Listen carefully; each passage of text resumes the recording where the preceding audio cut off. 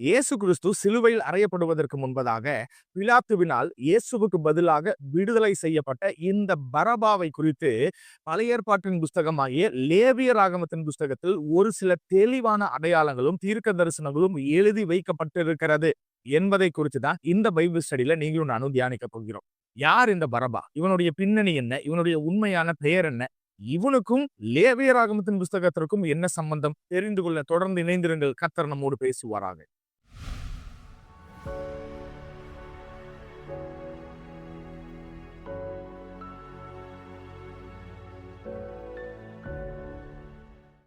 முதலாவது இந்த மனிதனுடைய பெயரிலிருந்து ஆரம்பிக்கலாம். இவனுடைய முழு பெயர் ஜீசஸ் பரபா. மத்தேயு 27:17 வசனத்தை நீங்கள் நிறைய இங்கிலீஷ் டிரான்ஸ்லேஷன்ஸ் எடுத்து வாசிச்சு பார்த்தீங்கன்னா ஜீசஸ் பரபாஸ் என்று சொல்லிதான் இருக்கும். ஆனால் தமிழ் வேதாகமத்தில் வெறும் பரபா என்று சொல்லி மாத்திரம் எழுதப்பட்டிருக்கிறது.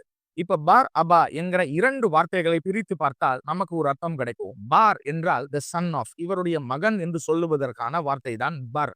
அப்பா என்று சொன்னால் நீங்களும் நானும் அறிந்திருக்கிறோம் பிதா என்கிற அர்த்தம். அப்போ சன் ஆஃப் ஃபாதர், பிதாவின் மகன் ஜீசஸ் இயேசு என்பதுதான் இந்த பரபா என்கிற இவனுடைய முழு பெயர் என்பதை நாம் புரிந்து கொள்ள வேண்டும். இதற்கு வேற ஏதாவது அர்த்தம் இல்ல ஆதாரம் இருக்கா என்று சொன்னால் மார்க் 10:46 வசனத்தில் பர்த்திமேயு என்கிற ஒரு குருடன் இருக்கிறார். அந்த மனிதனுடைய பெயர் பர்த்திமேயு அல்ல, அந்த குருடனுடைய தகப்பனுடைய பெயர் திமேயு.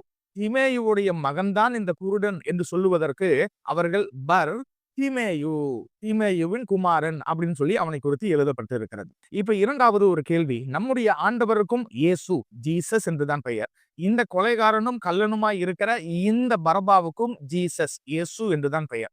இந்த 2 பேர்த்துக்கும் ஏன் ஒரே பெயர் வைக்கப்பட வேண்டும்? இந்த 2 பேரும் ஏன் சரித்திரத்தில் ஒரே நாளில் சந்திக்க வேண்டும்? இதெல்லாம் எதர்ச்சியா நடந்திருக்குமோ என்று சொல்லி நினைக்காதீங்க. இதற்கான ஆழமான ஆச்சரியமான ஒரு பதில் தான் லேவியராகமத்தில் நாம் பார்க்க போகிறோம். மூன்றாவது, எவ்வளவோ முக்கியமான ஜனங்கள் இயேசுவை சந்தித்திருக்கிறார்கள், பேசியிருக்கிறார்கள். ஆனால் அவர்களை குறித்து அவர்களுடைய பெயர்கள் எல்லாம் 4 சுவிசேஷ புஸ்தகங்களிலும் வருவது இல்லை.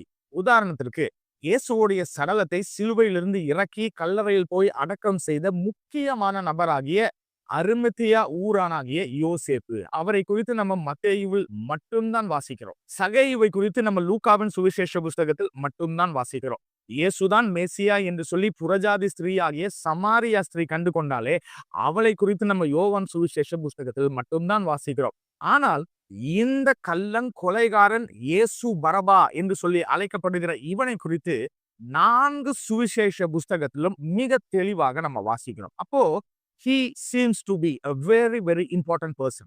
இந்த இயேசு பரபா, ஜீசஸ் பரபாஸை குறித்து 4 சுவிசேஷங்களும் என்ன சொல்லுகிறது என்றால், அவன் கள்ளன், திருடன், காவல் செய்யப்பட்டவன், கலகம் செய்கிறவன், கொலை பாதகன் என்று சொல்லி வசனங்கள் அவனை விவரிக்கிறது. இப்பதான் வீடியோவுடைய முக்கியமான பகுதிக்கு வரும். நம்முடைய ஆண்டவராகிய இயேசுவும் கள்ளனும் கொலைகாரனுமாய் இருக்கிற இந்த பரபா என்கிற இயேசுவும் சரித்திரத்தில் ஒரே நாளன்றைக்கு ஒரே இடத்துல சந்தித்ததற்கான காரணத்தை லேவியராகமம் 16வது அதிகாரத்துல வாசித்தால் நாம் புரிந்து கொள்ளலாம். ஆண்டவராகிய தேவன் இஸ்ரவேல் ஜனங்களை பார்த்து, நீங்கள் வருஷத்தில் ஒரு நாளில் பாவ நிவர்த்தி நாள், the day of atonement, எபிரேய பாஷையில யோம் கபூர் என்கிற நாளை நீங்கள் ஆசரிக்க வேண்டும். அந்த நாள் அன்றைக்கு பிரதான ஆசாரியன் 2 மேல் கோட்ஸ், ஆண் ஆடுகளை தெரிந்து கொள்ளணும். அந்த 2 ஆடுகளும் சிமிலராக ஒரே மாதிரி இருக்க வேண்டும். ஒரே வயது, ஒரே கலர், ஒரே சைஸ், இப்படி இருக்க வேண்டும். அந்த 2 ஆடுகளையும் இந்த பிரதான ஆசாரியன் தேவனுடைய பிரசன்னத்தில் சமூகத்துல இல்லனா ஆசரிப்பு கூடாரத்துக்கு முன்பதாய் கொண்டு வந்து நிறுத்தி இந்த 2 ஆடுகளுக்கும் சீட்டு போட வேண்டும். ஒரு சீட்ல பாவம் என்று சொல்லி இருக்கும், இன்னொரு சீட்ல ஸ்கேப் கோட் அப்படின்னு இருக்கும். இது 2க்கும் அர்த்தம் என்ன அப்படின்னா, ஒரு ஆடு எந்த ஆட்டுக்கு முதல் சீட்டு விழுகிறதோ அந்த ஆடு ஜனங்களுடைய பாவத்திற்காக, பாவத்தின் நிவர்த்திக்காக பலியாக கொல்லப்பட வேண்டும். ஆனால் 2வது சீட்டு எந்த ஆடுக்கு விழுகிறதோ அந்த ஆட்டின் தலை மேல இந்த பிரதான ஆசாரியன் தன்னுடைய கையை வைத்து, அந்த கையை வைப்பது எதற்கு அடையாளமா இருக்கு அப்படின்னா, ஜனங்கள் செய்த எல்லா பாவங்கள், அக்கிரமங்கள், கர்த்தருக்கு விரோதமாய் செய்த எல்லா அநீதிகள் எல்லாவற்றையும் இந்த ஆடு ஏற்றுக்கொள்ளும், இல்லைன்னா இந்த ஆடு அதற்கு அடையாளமா இருக்கு என்று சொல்லி தலை மேல கை வைத்து அந்த காரியத்தை செய்ததற்கு பிறகு அந்த ஆட்டை உயிரோட கொண்டு போய் வனாந்தரத்தில் விட்டு திரும்ப வந்து விடுவார்கள்.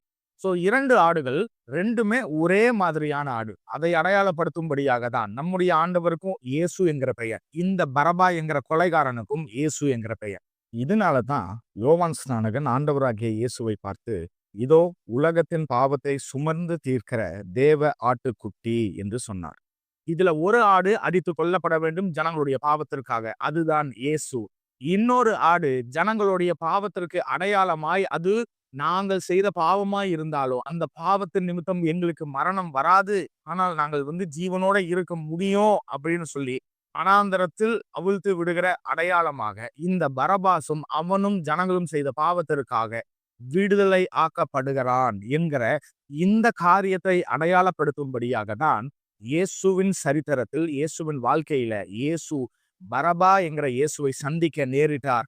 இந்த காரியங்கள் தான் லேவியராகமத்தில் அடையாளமாக தீர்க்க தரிசனமாய் எழுதப்பட்டிருக்கிறது. அப்ப இந்த பரபா யார் என்று சரித்திரத்தில் பார்த்தால் அவன் ஒரு மனிதன் அல்ல, அது உங்களையும் என்னையும் அடையாளப்படுத்துகிறது. நாமும் பரபாவை போல அநேக பாவங்களும் அநேக சாபங்களையும் அநேக அருவருப்புகளையும் செய்து கொண்டிருந்தோம். ஆனால் நமக்காக நம்முடைய இடத்தில் சிலுவையில் மரித்த வேற ஒரு ஆட்டுக்குட்டியாகிய நம்முடைய ஆண்டவராகிய இயேசு கிறிஸ்து அவர் சிலுவையில மரித்ததுனால நீங்களும் நானும் வாழும்படியாக நமக்கு சீட்டு விழுந்ததுனாலதான் இன்னைக்கு நீங்களும் நானும் பாவம் செய்தவர்களாய் பாவிகளாய் இருந்தாலோ இன்னைக்கு நீங்களும் நானும் நல்லா இருக்கிறோம். சோ அந்த முதலாவது ஆடு இயேசுவுக்கு அடையாளமாய் இருக்கிறது. வனாந்தரத்தில் விட்டுவிட்ட ஆடு உங்களுக்கும் எனக்கும் அடையாளமாய் இருக்கிறது.